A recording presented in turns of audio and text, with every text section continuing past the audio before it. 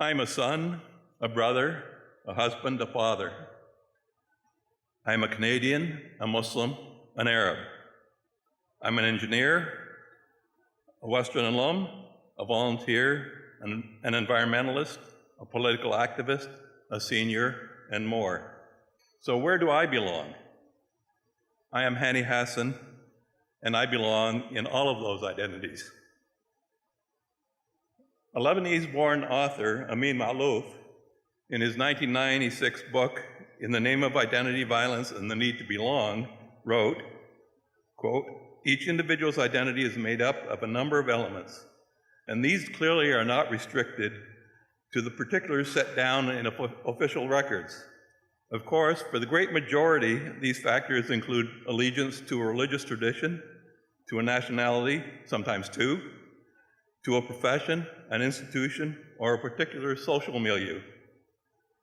However, others frequently see us as flat and one-dimensional, selecting one element of our identity and neglecting the complexity and totality of who we are. Most of us are unique because of the combination of diverse characteristics, not because of a specific identity. I was born in London, attended elementary, high school, and university here. I am the eldest of my parents' 11 children.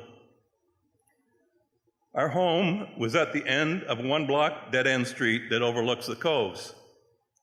As a very young boy, I was awestruck by the wonder and natural beauty of the area and of the creatures that inhabited the coves. I would spend hours there, mostly on my own, just wandering and observing. I understood and related to those who wanted to protect our natural heritage.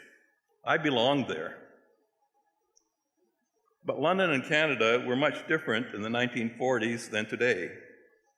My family is Arab and Muslim. My parents emigrated from Syria and Lebanon.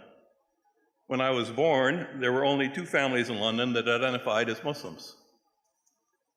Even though I was different in some ways, I believed that my neighbors, teachers, and classmates did not treat me differently. The environment was benign to those of us who did not belong to the dominant culture, probably because we did not pose a threat to the status quo. In fact, at times it seemed that acceptance of our difference validated the openness of those who were in authority. This is our Muslim. Interestingly, the mandated Christian education program in elementary school inadvertently led me into interfaith community service. Priests and ministers would deliver the weekly lessons when teachers were uncomfortable in doing so. Most of them were respectful of other faiths. However, some would deliver hurtful messages about non-Christians. When a preacher said something that was wrong or offensive about Muslims, I discussed that with my parents. My open-minded teachers would invite me to share my concerns and stories with classmates. By the time I reached the 7th grade, I had become a resource and was soon delivering talks about Islam at men's breakfasts in church basements. Islamic institutions were just being formed in London. I was very active in the embryonic London Muslim community and participated in interfaith and intercultural projects. I belonged in that environment. From my bedroom window, I could look north over the coves and see the steam locomotives crossing the trestle over the Thames.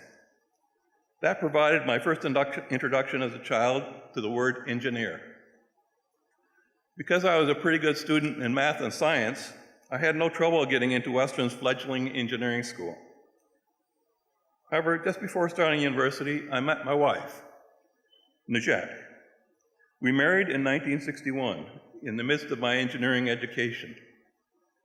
My summer job in 1963, working on the Trent Canal in Peterborough, gave me great confidence. After that, I knew that I belonged in engineering.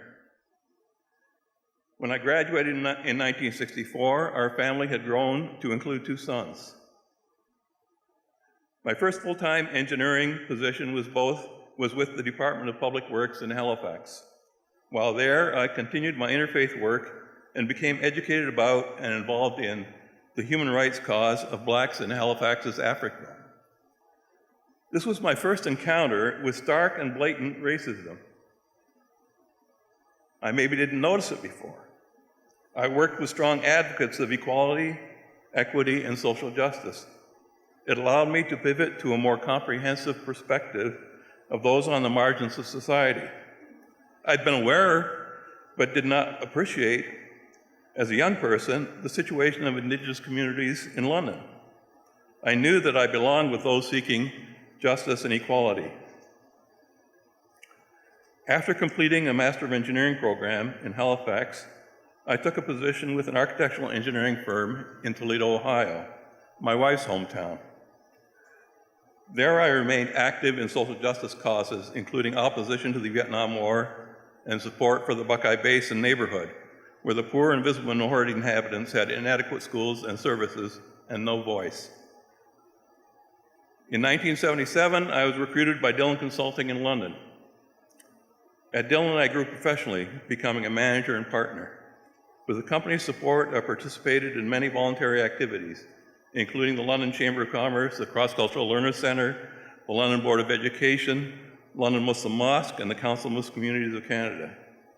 I also belonged in that voluntary sector.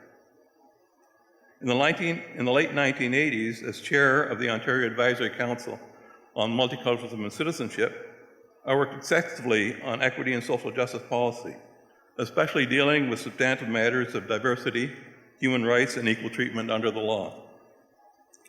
When I was appointed to the Judicial Appointments Advisory Committee, the Attorney General said that my mandate included educating the remaining members of the committee on the need for the Ontario bench to be reflective of the population of the province. More recently, I was invited by the Alumni Association to join Western's Board of Governors, eventually being named as its chair. For my volunteer efforts in 2011, I was appointed a member of the Order of Canada. Acceptance and recognition confirmed that I belonged in all those roles. I was fortunate to have had good role models. My mother was the consummate advocate. She could not witness